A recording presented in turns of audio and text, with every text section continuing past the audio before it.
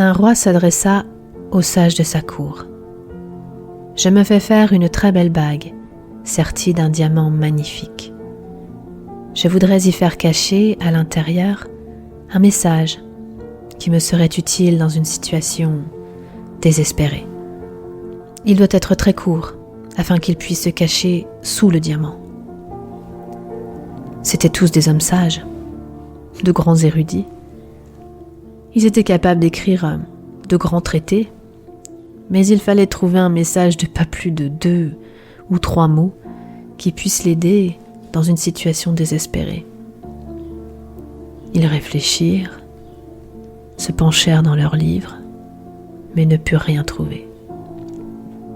Le roi avait un serviteur qu'il considérait presque comme son père avant d'être le sien. La mère du roi était morte très tôt et c'était ce serviteur qui l'avait élevé. Aussi n'était-il pas considéré comme un domestique.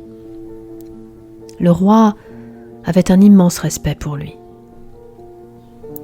Le vieil homme lui dit « Je ne suis pas un sage, ni un savant, ni même un érudit.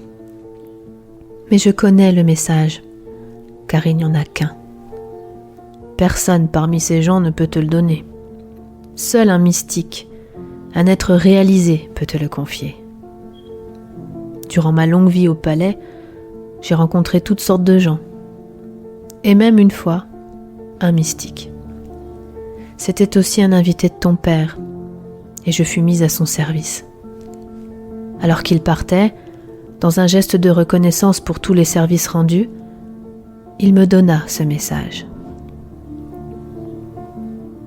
Et il l'écrivit sur un petit bout de papier, qu'il plia et donna au roi en disant « Ne le lis pas, garde-le caché dans la bague.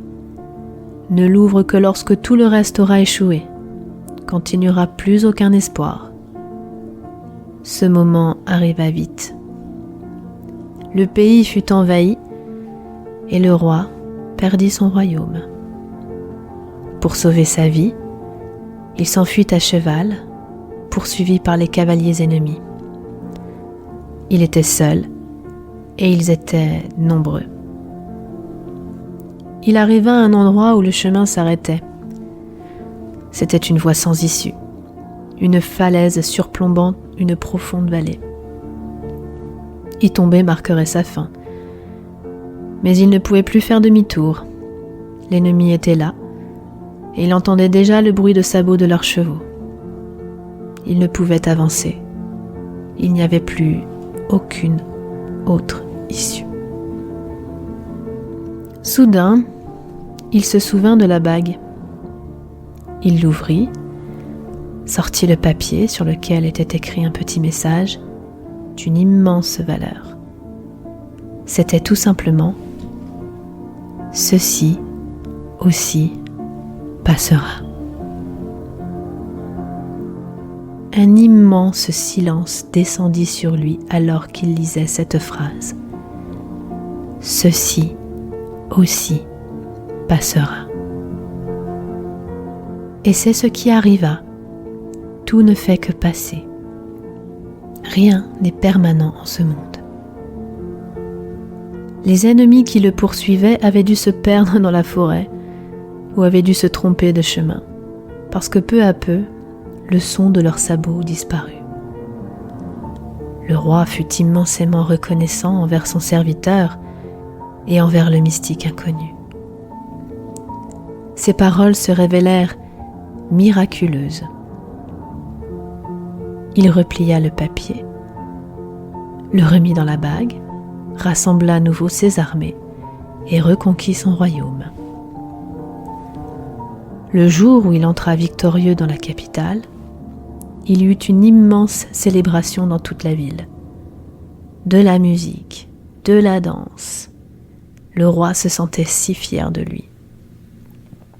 Le vieil homme, qui marchait à côté de son char, lui dit « C'est encore le bon moment de relire ton message. »« Que veux-tu dire ?»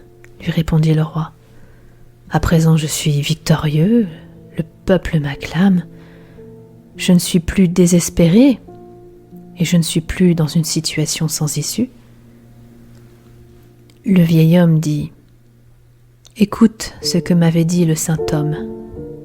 Ce message n'est pas seulement fait pour le désespoir, mais aussi pour le bonheur. Pas seulement pour la défaite, mais aussi quand tu es victorieux. Pas seulement quand tu es le dernier, mais aussi quand tu es le premier. » Et le roi ouvrit l'anneau et lut le message. Ceci aussi passera. Et soudain, la même paix, le même silence au milieu de la foule triomphante qui faisait la fête et dansait. Mais sa fierté avait disparu. Tout passe. Il invita son serviteur à monter sur le char et à s'asseoir à ses côtés. Et il lui demanda : « Y a-t-il quelque chose de plus ? Ceci aussi passera. Ton message m'a été immensément salutaire. » Le vieil homme répondit : « La troisième chose qu'a dite le saint homme, c'est : souviens-toi, tout passe. Toi seul subsiste. Tu demeures à jamais en tant que témoin. Tout passe, mais tu persistes. Parce que tu es la réalité. Tout le reste n'est qu'un rêve. De beaux rêves, des cauchemars. Peu importe. Tu existes.